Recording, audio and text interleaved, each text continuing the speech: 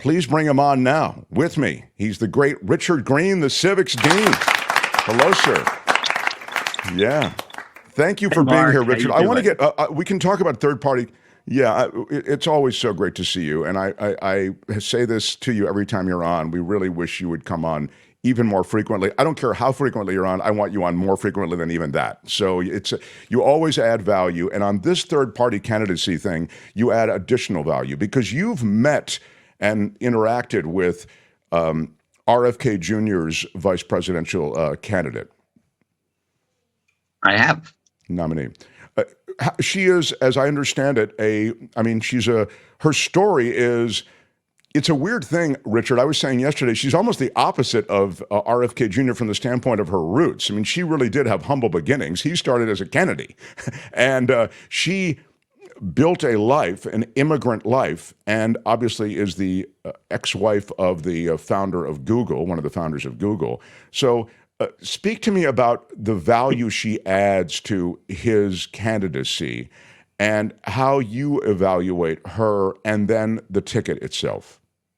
So first of all, I want to say that what you said about Joe Biden being in deep, deep, deep trouble in terms of being reelected is absolutely true. It's more true than most people know. And the Biden campaign, but also the Trump campaign, are very concerned about this. Secondly, I want to say I don't think it's an accident, so to speak, and it's a tragic thing that the Francis Scott Key Bridge, dedicated to the person who wrote the Star-Spangled Banner, essential to our very country and our democracy, was knocked down just before Bobby Kennedy made his vice presidential announcement. Wow, that's pretty heavy. I mean, I think it was an accident, but I still think it's an eerie coincidence. You're absolutely right. Because the truth is, and I love Bobby, I've known him for 25 years. He's one of the smartest, most charismatic, most visionary people I've ever met. But he can truly F up our democracy. But first, let's talk about Nicole. And part of it is because that was a brilliant choice. I think he was just toying with people, with Aaron Rodgers and Mike Rowe and all of that, because that wouldn't get him where he wants to get. First of all, she's enormously wealthy. She was married to one of the wealthiest men in the world, Sergey Brin. But I have to tell you, I had no idea who she was. And I was at a conference that Jewel, the singer Jewel, put on in Las Vegas a little over a year ago. And I see this stunningly gorgeous, classy, charismatic woman who had this incredible aura around her, and people were treating her like she was the queen of the conference. Who is this woman? So I went up and I started talking to her. She's an attorney. She's brilliant. She's a patent lawyer. And we had this long conversation about something that every woman in the country and in the world is going to be attracted to hearing. And that is her belief that, and which is very aligned with Bobby Kennedy's, that certain toxins in our food, in our environment, like glyphosate, et cetera, are literally shortening the time of fertility for women to be able to have children. It's like, wow. And she also said, for those guys out there, that it's also affecting the vitality and health of male sperm. Okay, so it's like, wow, this is a really thoughtful, interesting person. And we talked for quite a while. And I have to tell you, I know a lot of people. I was blown away by her. This is a very incredibly impressive young woman. And I think that with her money, she gets out there and they promote the Kennedy Shanahan ticket, there are going to be a disproportionate, never before seen in history, number of people who are going to go, wow, that is exactly what we want. We want young, hip, visionary, screw the establishment, screw Democrats, screw Republicans people who are not attracted to Donald Trump for obvious reasons, but also not attracted to an 81-year-old man, especially one that they believe is in favor of the genocide of the Gazan people. So we are in deep, deep trouble. And I say we being America, not just Democrats. Yeah, you really feel that there is a clear and present danger, to use the phrase, to the whole place, to the government, because it's interesting that you do the arithmetic. It sounds, I'm kind of surmising this based on what you just said. It sounds like you do the arithmetic that this third-party candidacy siphons off votes from Biden more than Trump, or is it, or there's no way to know, or why do you see it as such a threat to Biden? Well, there's no way to know for sure, but I have to tell you, conversations that I've had with people who are doing deep research into this exact topic within the Democratic Party, they are telling me that Donald Trump's supporters are rock frickin' solid. And that Joe Biden supporters, and we all know this, all the polling tells us this, that Joe Biden supporters are not. So if you have one side of the equation, let's say it's 50-50, but you have one side of the equation where the support is soft and the other side where it's rock solid, who is Bobby Kennedy going to take votes away from? So Kennedy's conspiracy theory informed candidacy, the anti-vax movement, that seems to quack more like Trumpian. It quacks more MAGA-ish. The women's reproductive rights, this whole question of liberties associated with that, getting the Supreme Court out of our bedroom, that seems to quack more like Biden. But that's where I could see the Venn diagram overlapping with Kennedy. Well, you're missing something, and that is that Robert Kennedy Jr. is one of the leading environmentalists and environmental heroes in the country. He has spent virtually all of his legal career fighting polluters. And if you don't think that's attractive to young people and people who care about climate change and the environment, then that's a wrong assumption. So I would add that in. So he's this perfect, first of all, if you take the vaccine conspiracy theory stuff out of it, okay, he is incredibly attractive to young people on both sides of the aisle. And then you put that back in, and he is going to pull some people who are Trump supporters, but they don't like Trump. So can he win? No, he can't win. That's the problem. And I mean, I don't think he'd be a terrible president. I don't think she'd be a terrible vice president. I think it'd be kind of a cool thing in a way.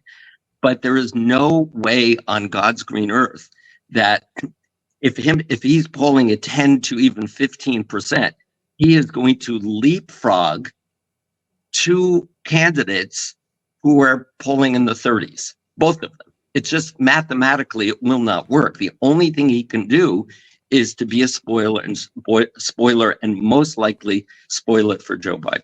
So let me follow up on that. And in a way, this comment does that. Max the Cat says, do you think Kennedy really believes he can win? Does he really care that his candidacy can get Donald Trump elected? Why is he, you've known him for so long, and now you know a little bit his running mate.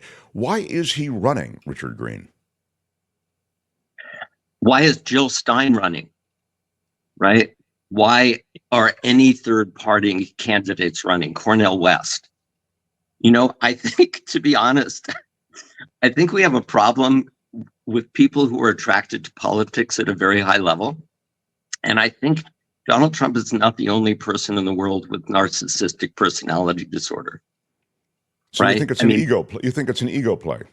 I think it's an ego thing based on a deep and sincere. I mean, talk to Bobby Kennedy supporters. I did a talk for 40 of them a couple weeks ago.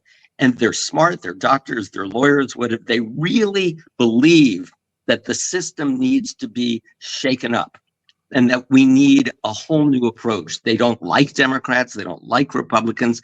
And I tried, and I think I was successful to some extent, and I want to do more of this to help them understand civics, and that by voting for Bobby Kennedy, you'll make a statement. He'll still come in third. He will have destroyed the guy, Joe Biden, who is going to sign the Women's Health Protection Act and restore reproductive rights. You say you care about that. Why are you voting against it? He's going to sign the background checks enhancement bill. He's going to sign the freedom to vote in the John R. Lewis Voting Rights Act. He's going to sign environmental legislation. He already has signed the biggest environmental piece of legislation in the history of the world. But people don't understand how much Joe Biden has done. They don't understand how much Democrats have done. And they have no idea that we were only 6 elected officials away in this election from getting virtually everything they want. But one of those 6 who is critical, indispensable, is Joe Biden, whether you like him or not. Even if he's 181, it doesn't matter. He's going to sign those bills. It's odd that so much of what you talked about, the substantive issues to which you've referred, are so overwhelmingly supportive of the kind of agenda that Kennedy, as you say, would be supportive of as well. But I'm sure he might say, but I want to enter into that agenda and the national dialogue things that haven't been getting enough attention, and this is the way I do it. But there's another way. In fact, I wrote an op-ed that I'm going to shop around a little bit. And I have an alternative. And that is, don't prey on the weakness and the vulnerability of the 7 swing state voters. Don't screw it up. If you really think that your vision, Bobby Kennedy and Nicole, is so compelling, go mano a mano with Donald Trump in his red states. Go mano a mano with Joe Biden in his blue states. There are enough electoral college votes, other than the swing states, in those states for you to be president of the United States. Take them on. Don't be a spoiler. And if you really had the guts and the courage and the patriotism of your father, Bobby, you would do that. Well, it's a real thing now. He has enough, you think, Richard Greene, in polling to not only be impactful, but you're saying to derail the potential second term for Joe Biden. It's, Mark, I ran the numbers yesterday and I sent them to you. It's almost a mathematical certainty. I'm going to do a TikTok on it today. It's almost a mathematical certainty. Joe Biden won, for example, Georgia by 11,799 votes. That's why Trump said, I just need, one more than that, right? Yeah. So that is based upon literally almost exactly 5 million people voting. And he won by 11,799. Let's do the math here. So let's say Bobby Kennedy pulls 10% of that 5 million votes in the this coming election in Georgia. That would be how many? How good is your math? Well, it's 1,100, 700. No, of the 5 million. 10% of the 5 million. Would be what, 500,000, I guess, right? 500,000, right. So I crunched the numbers. For him to have screwed up the last election and given Donald Trump the state of Georgia and 16 electoral votes, he would only have to have taken 2.3% more away from Joe Biden than Donald Trump. That would have given more than the 11,799 votes that Donald Trump would have needed. 2%. And the same thing, almost the same thing in Wisconsin and Arizona. That's extraordinary. So you're saying, look, all he has to do is siphon off, to use the phrase, or get 10% of the vote. But now you're saying actually only 2% of the vote to. No, he has to. 10% overall and 2% in the swings is what I'm getting. It doesn't even have to be 10%. He has to pull away just, for example, in Georgia, 11,780 votes more from Joe Biden than from Donald Trump. And of course, the bigger the percentage of votes he has, the easier and more likely, just on the scale of numbers, that is to happen. And given what we said at the beginning of the show, that Trump's support is more solid, significantly more solid than Biden's, that is not an unforeseen event. That's a likely event. Here's from James Weir. You can probably compare RFK Jr. to Ralph Nader. Nader, a big consumer advocate, captured almost 3% of the vote in the 2000 elections. That was almost 3 million voters. And guess how many votes determined, and your viewers and listeners are going to be freaked out by this. Women no longer have their reproductive rights because of 537 people in the state of Florida that Ralph Nader caused to be the difference. Ralph Nader got almost 100,000 votes. The election was won, thank you, Supreme Court, in 2000 by 537 votes. Because of those 537 votes, George W. Bush got to pick the Supreme Court justices and not Al Gore. And who did he pick? He picked Samuel Alito, who voted to take away women's reproductive rights, and he picked John Roberts. It would have been a 4-5 Supreme Court instead of a 6-3 conservative Supreme Court. So much is because of 537 votes.